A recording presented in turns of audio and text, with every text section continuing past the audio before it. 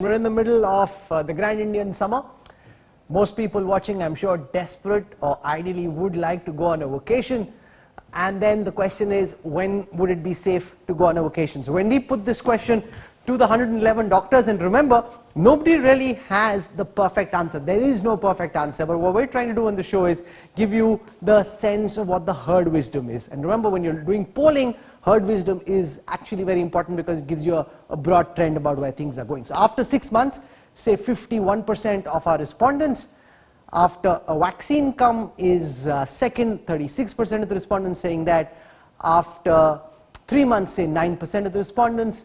Now with precautions, only 3%. That was my pick actually. I would have liked to go, if it's possible, with some precautions and see if we can, if you're going to be working from home, and now there's so much news anchoring happening from home as well, I thought I was at least toying, not very seriously, but toying with the idea of working from, wherever. Pick any resort that you'd like to be in or holiday home and work from there. But that doesn't seem to be a preferred choice for the medical fraternity.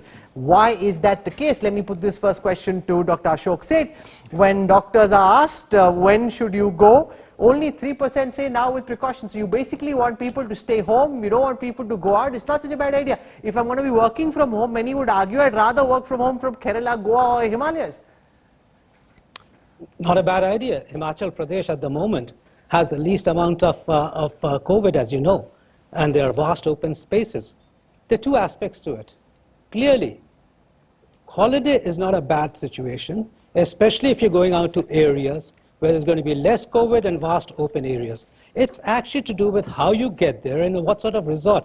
If it's going to be a congested area, what is it all about? It's all about isolating yourself, and you can isolate yourself into vast surroundings and live by yourselves, or you can isolate yourself or you can have a happy time in a highly congested surrounding.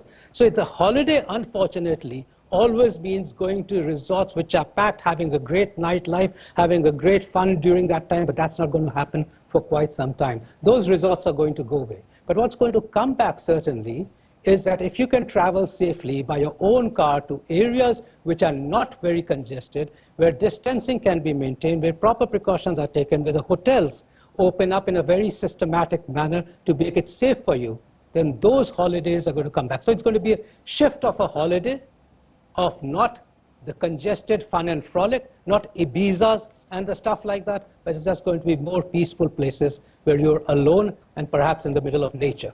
SANGITA Reddy, but one of the arguments I heard against going out on a holiday is that if you're in one of the big cities, be it a Chennai, a Bengaluru, a Mumbai, or a Delhi, or Kolkata, or wherever else, you at least have access to high quality healthcare, whether it's the FORTISes or the Medantas. You have proper hospitals, you can go to them.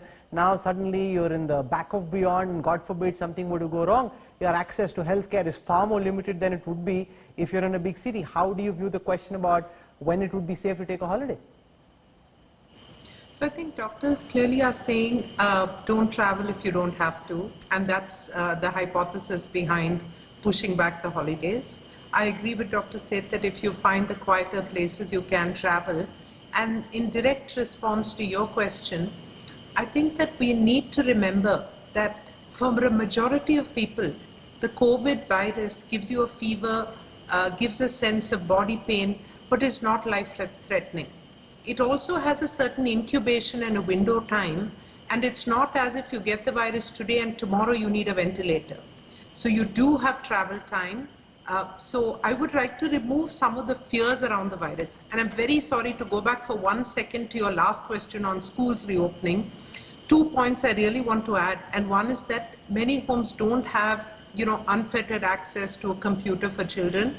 And for a lot of our Indian school children, the midday meal scheme is a mainstay in terms of their nutrition. So I would urge all educationalists to please figure out a methodology, whether it's staggering of schools, start early, reduce the number of children per class. A multitude of methods must be used, but we have to open up schools as soon as we can. It may not be August, but hopefully, definitely by September, we have to find a way to get schools open safely. Hello everyone, this is Rahul Kanwal here. Hope you enjoyed this video. For the latest news and analysis, like and subscribe the India Today YouTube channel, and don't forget to press the bell icon to stay updated.